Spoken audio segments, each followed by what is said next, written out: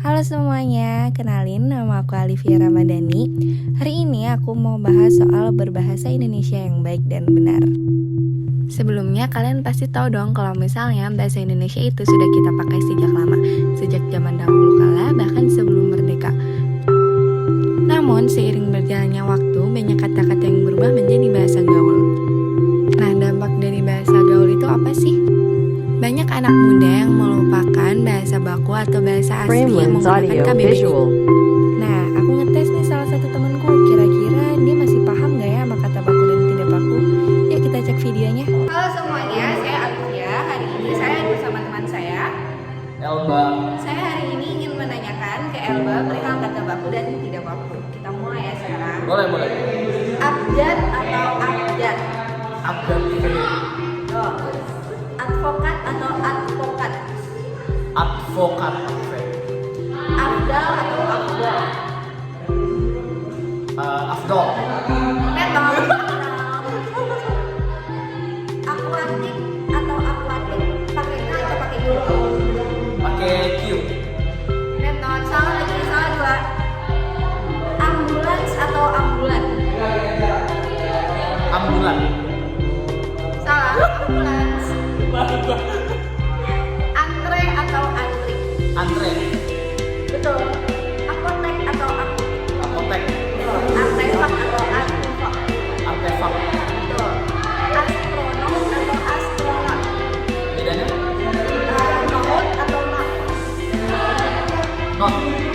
Betul, astronom. Azan atau azan? Pakai I. Gak pakai D. Betul. Autentik atau otentik? Otentik. Salah, autentik. Baterai atau baterai? Baterai. Betul. Berpikir atau berpikir? Berpikir. Betul. Ballpoint atau ballpen? Ballpoint. Betul. Sekian, terima kasih dari saya Alivia. Saya Elba. Dadah. Nah, dari video sebelah kelihatan kan teman aku masih paham KBBI, walaupun ada salah sedikit sih. Nah, aku mau ngasih tahu nih ke teman-teman, kira-kira apa sih gunanya kita belajar KBBI? Simak ya. Nah, dalam kehidupan sehari-hari kita harus menggunakan bahasa yang baik dan benar. Bahasa yang baik berarti bahasa yang sesuai dengan norma yang berlaku di lingkungan setempat. Sementara bahasa yang benar adalah bahasa yang sesuai tata bahasa yang berlaku. Namun, masih banyak orang nih yang masih menyepelekan. Terkadang kita masih salah dalam berbicara maupun menuliskan kalimat yang sesuai dengan ejaan yang benar. Nah, kira-kira apa sih perbedaan bahasa baku dan tidak? Bahasa baku adalah bahasa standar yang diterima oleh masyarakat sebagai peranti komunikasi publik dan formal, seperti dalam perundang-undangan, surat menyurat, dan rapat resmi.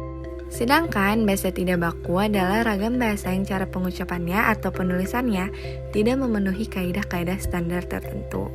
Nah, bahasa gaul itu termasuk bahasa tidak baku juga loh.